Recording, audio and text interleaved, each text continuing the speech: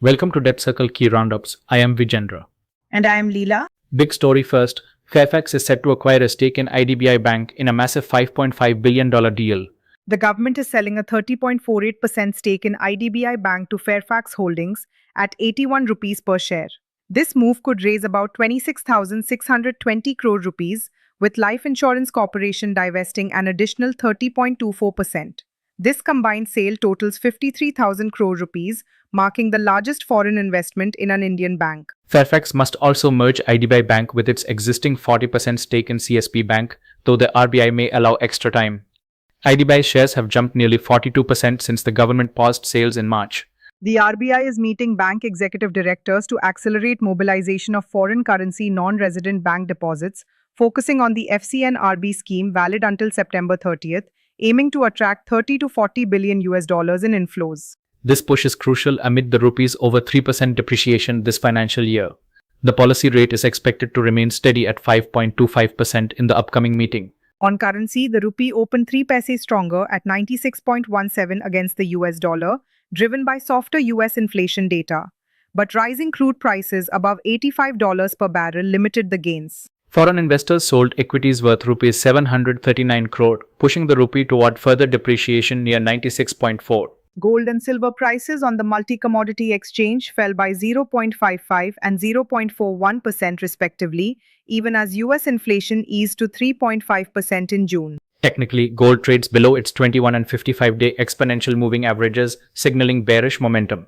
Support stands near rupees 1,41,400. Udaan raised 160 million US dollars via fresh equity, new debt, and debt to equity conversion to strengthen its balance sheet ahead of a public listing. The revenue grew at a compound annual growth rate of about 25% over 10 quarters, while EBITDA burn dropped by 70%.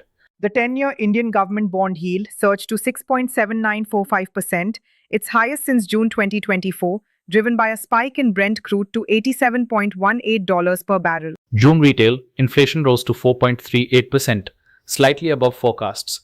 Still, the RBI is likely to pause rate hikes in fiscal year 2027. Regency FinCorp is issuing secured non-convertible debentures totaling 40 crores rupees with a 14% per annum coupon over 1 year and 5 days. Andhra Pradesh approved a pooled municipal bond framework to raise rupees 1,010 crores for urban infrastructure projects costing rupees 1,122 crores. Delivery Financial Services received RBI approval as a Type 2 non-banking financial company, allowing them to offer credit, payment solutions, and FASTag aggregation within their logistics network. India reduced its US Treasury holdings by 22.5%, from 232 billion to 181 billion US dollars by April 2026, the lowest in 6 years. Meanwhile, India increased gold reserves by 33.9% over 6 years to approximately 881 metric tons and repatriated over 100 metric tons domestically. India's small business credit grew 13.4% year-on-year to rupees 49.2 lakh crore by March 2026, with sole proprietors driving 80% of the portfolio. The RBI proposes a one-time approval for mutual funds, insurance companies, and pension funds acquiring major shareholdings in banks, replacing repetitive prior approvals above 5%. The RBI is also pushing banks to adopt artificial intelligence to boost efficiency and enhance customer service while emphasizing strong cybersecurity. ICICI Bank is reviewing offshore bond fundraising ahead of their Q1 FY27 earnings call on July 18th, with net interest margin at 4.40%. Hero MotoCorp plans to invest up to rupees 1,000 crores in Atar Energy, strengthening their EV portfolio despite Atar's ongoing losses. Tata Power has set August 11th and September 12th, 2026 as record dates for interest on 1,500 crore rupees non-convertible debentures. India's June inflation rose to 4.38%, above the RBI's target of 4%, mainly due to food prices at 5.32%.